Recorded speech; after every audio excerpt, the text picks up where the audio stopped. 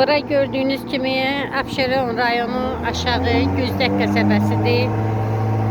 Budur, aydan artıqdır. Qəsəbədə kanalizasiya sistemi çox bərbad haldadır.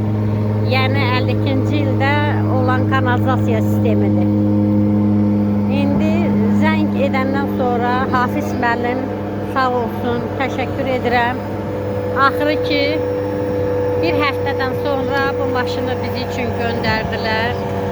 Allah köməkləri olsun. Bu da onların içkiləridir. İnşallah ki yəqin bu kanalizasiyanı bugün aça biləcək.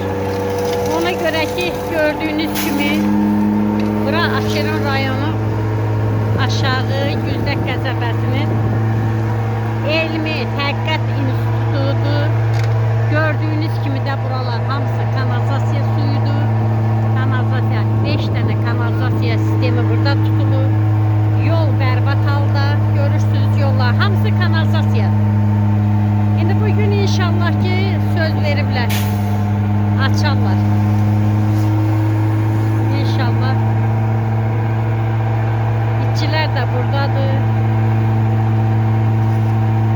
Yani içerisi bunun hamısını kanalizasiya sistemlərin içerisi torpaqdır, torpaq. Ona görə də biz də istəyirik ki, heç olmasa bu cəmaat da yazırdı. Uşaqlar məktəbə gedir, məktəbdən gəlir. Bax gördüyünüz kimi küçələrimiz hamısı bax belə kanalizasiya suyu. İndi zəng eləmişik, gəliblər. İnşallah ki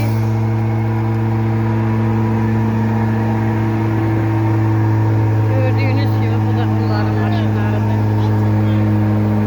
Hə, qoy təmiz axsın ki da sizə bir də əziyyət verməyək. Ha, görək. Şükür Allaha. Eyvallah. Ağzını çəkdim bəsilir də. Yox, qoy biraz da geçsin də nə olar. Neresi?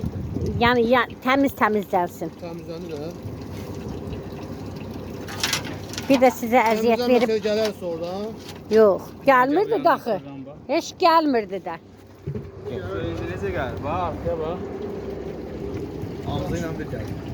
Hə, Allah köməyiniz olsun. Allah sizə can sağlığı versin. Allaha and olsun, qəsəbə bərbad haldadır. Bütün məktəbin yanından tutmuş, bax, bu institutun sahəsinə qədər. Bax, gördüyünüz kimi. İnşallah ki, yaxşıdır. Hafiz müəllim, sizə də təşəkkür edirəm, işçilərimizə də.